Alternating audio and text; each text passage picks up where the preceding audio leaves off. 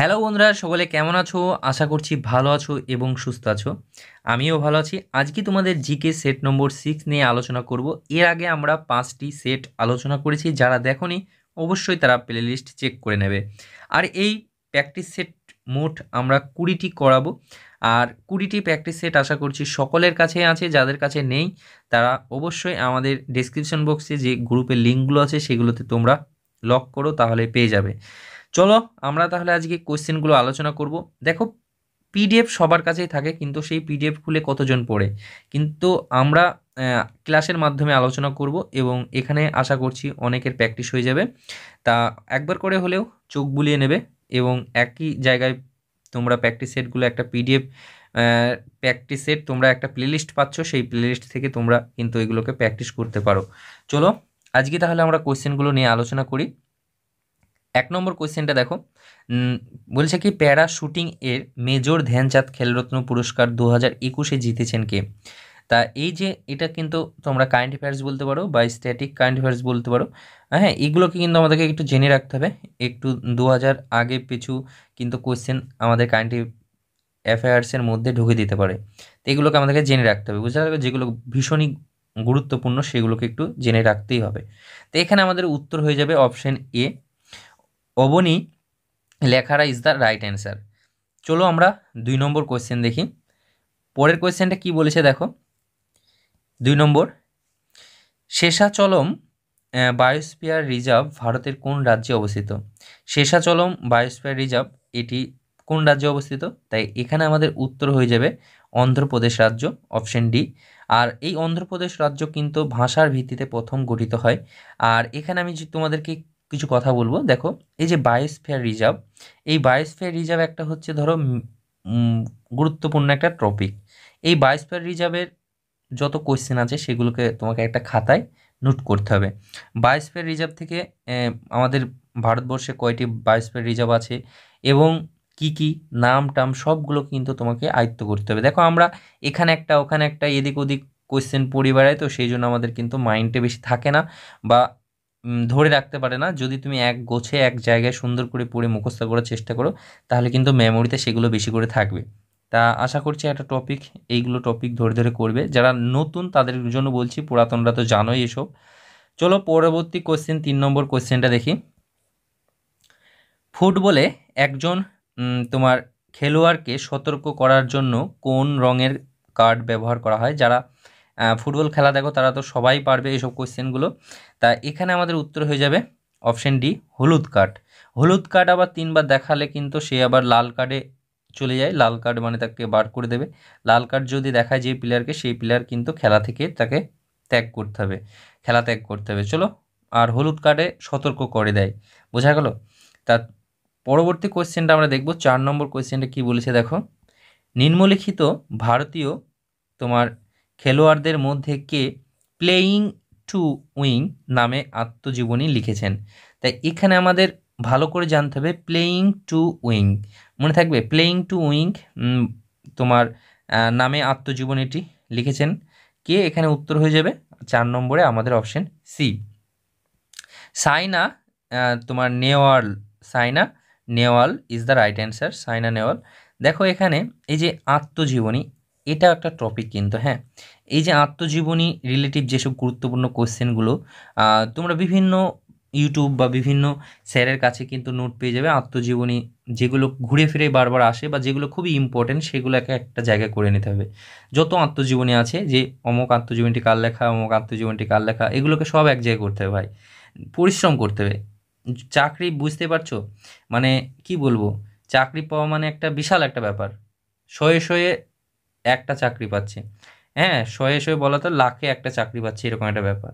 তা সেটা পেতে গেলে তো কতটা পরিশ্রম করতে হবে বুঝতে পেরেছো? তোমাকে কতজনকে টপকিয়ে একটা চাকরি নিতে হবে, কতজন মানে কম্পিটিশনের মধ্যে তোমাকে আগিয়ে যেতে হবে। তা এগুলো একটু পরিশ্রম করতে হবে ভাই, কিছু করার নাই। চলো পরবর্তী কোয়েশ্চেনটা দেখি। নেক্সট কোয়েশ্চেন দেখো, 5 নম্বর কোয়েশ্চেন বলেছে কি, এশিয়ান ডেভেলপমেন্ট ব্যাংক এর সদর দপ্তর কোথায় অবস্থিত? এশিয়ান ডেভেলপমেন্ট ব্যাংকের সদর দপ্তর কোথায় অবস্থিত? তা 5 নম্বর কোয়েশ্চেনের উত্তর হয়ে যাবে Philippine is the right answer, option D is the right answer, Philippine. Okay, 6 number কোয়েশ্চেনটা দেখো। 6 নম্বর কোয়েশ্চেনটা কি বলেছে যে ভারতের প্রথম পঞ্চবার্ষিকী পরিকল্পনা কবে শুরু হয়। এটা কিন্তু ভীষণই ইম্পর্টেন্ট কোয়েশ্চেন, বোঝা গেল। বলেছে কি ভারতের প্রথম পঞ্চবার্ষিকী পরিকল্পনা এখান থেকে কিন্তু কোয়েশ্চেন আসে তুলে। তো এই জায়গাটাকে একটু ডিটেলসে পড়তে হবে। তোমার ভারতের প্রথম পঞ্চবার্ষিকী পরিকল্পনা কবে শুরু হয়, চলো অ্যান্সারটা দেখি আমরা। আমাদের সঠিক উত্তর হয়ে যাবে অপশন বি। প্রথম পঞ্চবার্ষিকী পরিকল্পনা আমাদের 1951 সালে কিন্তু হয়েছে। নেক্সট কোয়েশ্চেন 7 নম্বর কোয়েশ্চেনটা দেখব।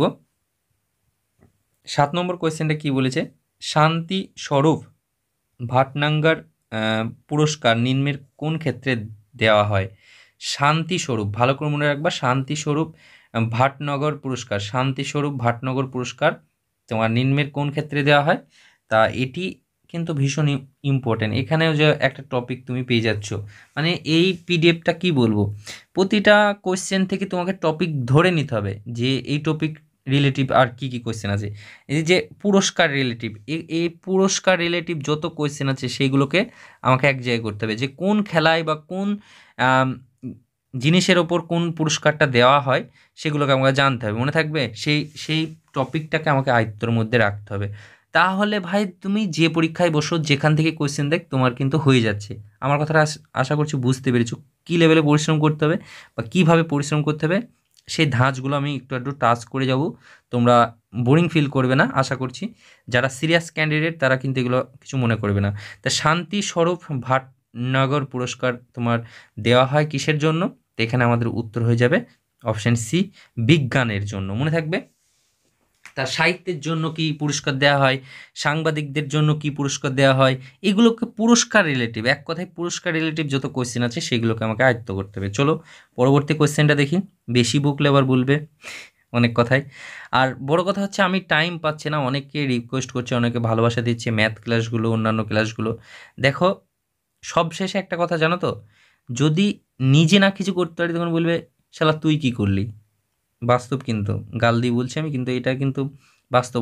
অনেকেও বলছে আমাকে, সেগুলো আমার অনেক খারাপ লাগে। তাই যাই হোক, নিজেকে আগে কিছু একটা করতে হবে। তাই নিজেরটা দেখার পর ভাই যতটুকু টাইম পাই ততটুকুই করার চেষ্টা করি, তার বাইরে কিছু করি না। তা তোমরা অনেক ভালোবাসা দিচ্ছ, তার জন্য অনেক অনেক থ্যাঙ্কস। মোর কোয়েশ্চেনটা দেখো, এখানে একটু ভুল আছে। কোন বিজ্ঞানী রক্তের গ্রুপ আবিষ্কার করার জন্য চিকিৎসা শাস্ত্রে নোবেল পুরস্কার পেয়েছিলেন।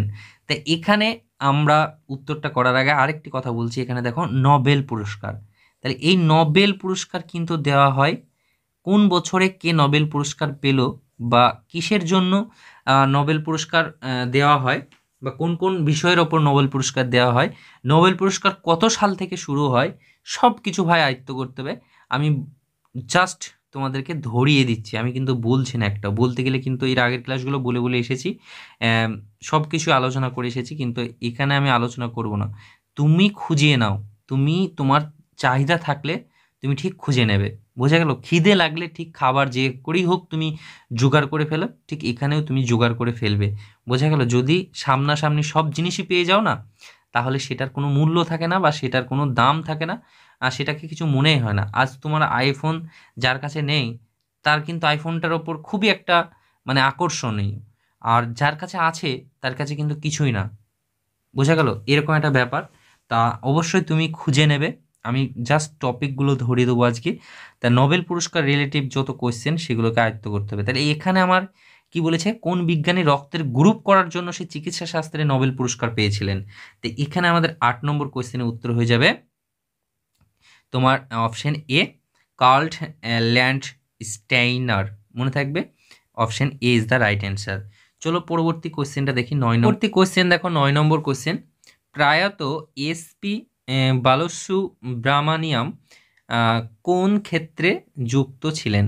তা এখানে আমাদের উত্তর হয়ে যাবে, নামটা একটু তোমরা ভালো করে উচ্চারণ করে নেবে।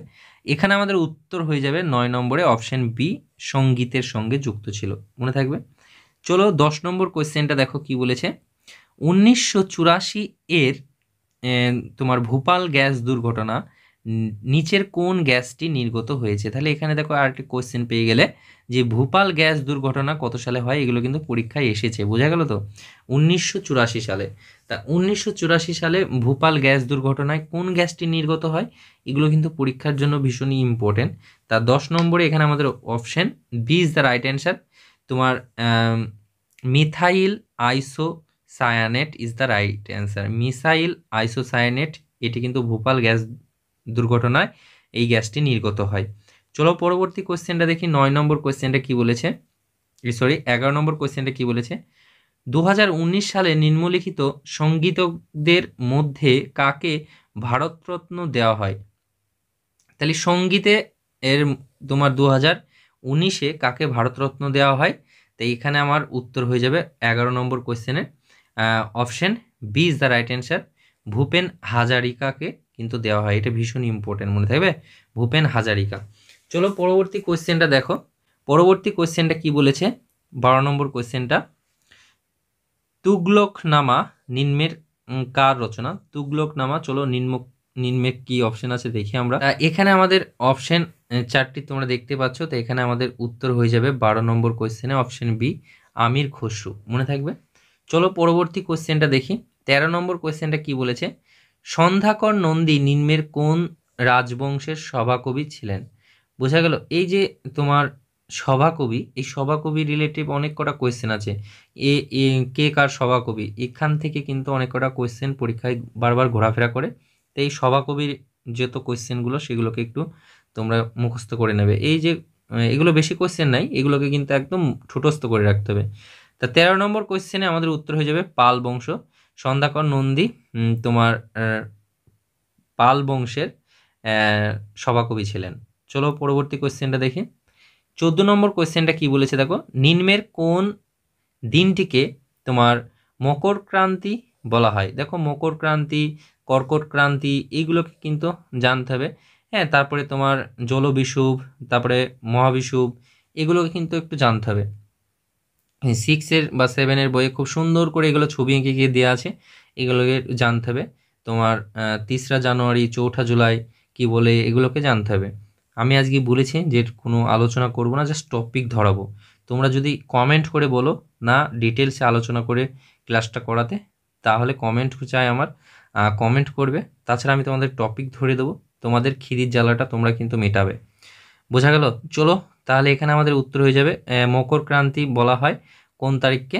তা 14 নম্বর কোশ্চেনে আমাদের উত্তর হয়ে যাবে option A is the right answer, 22শে ডিসেম্বরকে, বোঝা গেল।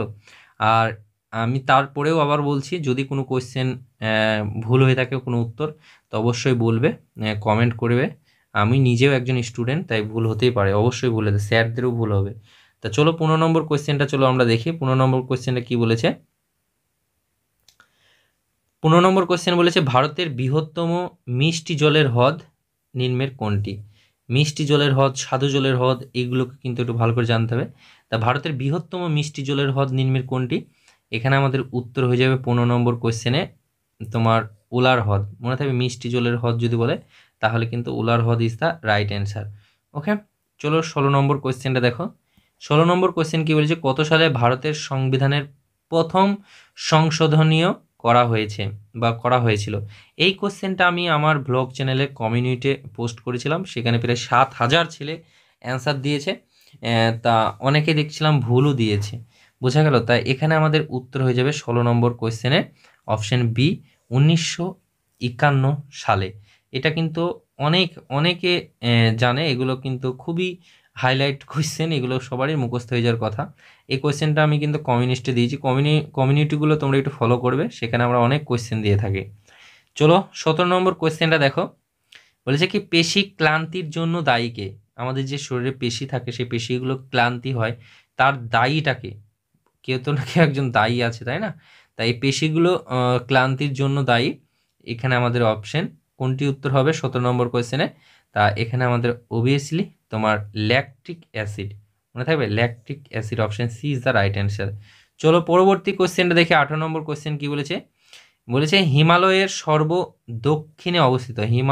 হিমালয়ের যে সর্ব দক্ষিণে, আমি কিন্তু এই যে পর্বত থেকে একদম ভারতের ভূগোলটাকে আমি এমনভাবে ডিটেলসে ক্লাসগুলো করাচ্ছিলাম, টাইম পাচ্ছি না বা বেশি রেসপন্স পাইনি বলে আমি ক্লাসগুলো অফ করে দিয়েছিলাম। যে একবারে ভারতের অবস্থানকে কয়টি ভাগে ভাগ করা হয়, এক একটা অবস্থান ধরে ধরে সেখান থেকে কীরকম টাইপসের কোয়েশ্চেন আসে সব করিয়েছি। দেখবা অ্যান্টিবায়োটিক ব্যাচে আমাদের ভূগোল ক্লাসগুলো করা আছে, সেগুলো তোমরা চাইলে দেখতে পারো। অনেক ভিউ হয়েছে, হয়নি তা না, অনেক ভিউ হয়েছে, কিন্তু আমরা টাইম ম্যানেজমেন্ট করতে পারছি না, তোমাকে প্রথমেই বললাম। তা হিমালয়ের একবারে দক্ষিণে অবস্থিত নিম্নে কোনটি? তা 18 নম্বর কোশ্চেনে আমাদের উত্তর হয়ে যাবে। এখানে দেখো হিমালয় না তোমার ট্রান্স হিমালয়, 3 নম্বর আছে মধ্য হিমালয় না শিবালিক হিমালয়। তো এখানে আমাদের উত্তর হয়ে যাবে অপশন ডি, অবশ্যই শিবালিক হিমালয় অবস্থিত। চলো পরবর্তী কোশ্চেনটা দেখো, 19 নম্বর কোশ্চেন, পাস্কেল কিসের একক? এইগুলো কিন্তু ভীষণই মজার কোশ্চেন বা খুবই সহজ কোশ্চেন। আবার বলে যে একজনা অনেকে কমেন্ট করছিল যে এত সহজ প্রশ্ন কি আসে? আপডেট হও দাদা, আপডেট তোমরা হও ভাই। আপডেট হতে হবে না তোমাকে, তোমার কাছে যেগুলো আছে সেইগুলোকেই তুমি আপডেট করো, সেইগুলোকে রিভাইজ করো, দেখো তুমি চাকরি পাবে। বুঝা গেল তো? আসলে কি বলবো, হয়তো কপালটা বারবার মিস্টেক করছে, সেই জন্য এই কথাগুলো হয়তো শুনতে হয়, না হলে কিছুই না ভাই। এই যেগুলো পড়ছো বা যেগুলো পড়ার মধ্যে আছে, তোমার কাছে যেগুলো আছে সেইগুলোকে রিভাইজ করে দেখো, ওর বাইরে আসবে না। আর ওইগুলোকে যদি তুমি ভালো করে রিভাইজ করে ক্লিয়ার করে একদম স্ট্রং করে, না এবার আমি পারবো, এখান থেকে এই এই বইগুলো থেকে আমার যাই আসুক আমি পারবো, এরকম যদি তোমার মধ্যে কনফিডেন্স থাকে, তাহলে আমি 100% গ্যারান্টি দিলাম তুমি পাস করে যাবে। আরে সেই 2-5টা কোয়েশ্চেন কেউই পারবে না। আর তোমাকে তো বলছি না যে একবার 100তে 100 তুলতে হবে, তোমাকে কাট আপটাকে পার করতে পারলেই তোমার হয়ে গেল। বুঝে গেল? তা এখানে আমাদের 19 নম্বরের কোয়েশ্চেনের option A is the right answer, চাপ। তোমার পাস্কেলের একক হচ্ছে চাপ। পরবর্তী কোয়েশ্চেনটা দেখি, 20 নম্বর কোয়েশ্চেনটা কি বলেছে, নিম্নের কোনটি সবচেয়ে হালকা ধাতু? এই দেখো, সবচেয়ে হালকা ধাতু, সবচেয়ে ভারী ধাতু আসবে, বা সবচেয়ে নমনীয় ধাতু। হ্যাঁ, এইসব কোয়েশ্চেনগুলোকে একটু তোমরা ফলো রাখবে। তাই এখানে আমাদের option C is the right answer, lithium হয়ে যাবে সব থেকে হালকা ধাতু। পরবর্তী কোয়েশ্চেনটা দেখো, 21 নম্বর কোয়েশ্চেনটা কি বলেছে, শিব সমুদ্র জলপ্রপাত, ভীষণ ইম্পর্টেন্ট। এই যে জলপ্রপাত, এটা একটা টপিক। এই জলপ্রপাত রিলেটিভ যত কোয়েশ্চেন আছে সেগুলোকে এক জায়গায় করতে হবে। তা শিব সমুদ্র জলপ্রপাত কোন নদীর তীরে অবস্থিত?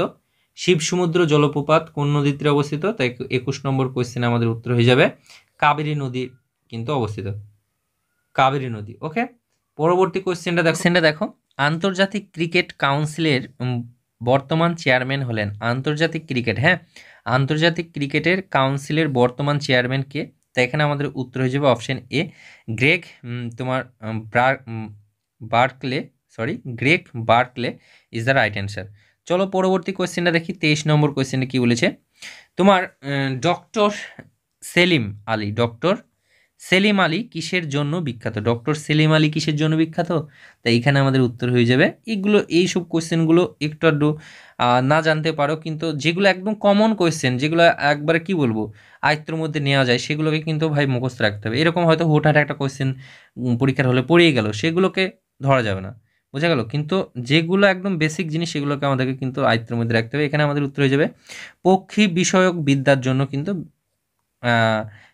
বিখ্যাত। বোঝা গেল? এগুলো আমাদের জানার মধ্যেই থাকে, জেনারেল নলেজের মধ্যে। তা এখানে আমাদের উত্তর হয়ে যাবে পক্ষী বিষয়ক।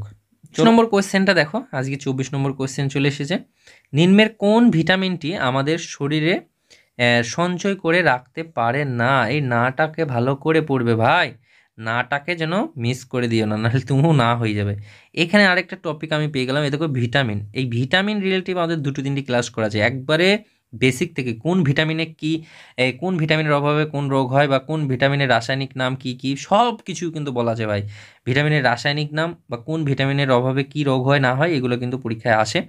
তা এই ভিটামিন রিলেটিভ 2-3টি কোয়েশ্চেন আছে, এমসিকিউ কোয়েশ্চেন, তারপরে তোমার অধ্যায়ভিত্তিক এই সব ক্লাস কিন্তু করানো আছে 2-3টি। তোমরা প্লেলিস্টগুলো একটু দয়া করে চেক করে নেবে। আমার বলে কথা না, যে কোনো ইউটিউব চ্যানেলে ভিটামিন রিলেটিভ কোয়েশ্চেন বা ভিটামিন রিলেটিভ জিকে তোমরা সব পেয়ে যাবে। সেখানে কিন্তু আয়ত্ত করে ভিটামিন রিলেটিভ সব কোয়েশ্চেনগুলো এক জায়গায় রাখতে হবে। তো এখানে আমাদের বলেছে কি, আমাদের শরীরে সঞ্চয় করে রাখতে পারে না কোন ভিটামিন? তা option C is the right answer, vitamin C.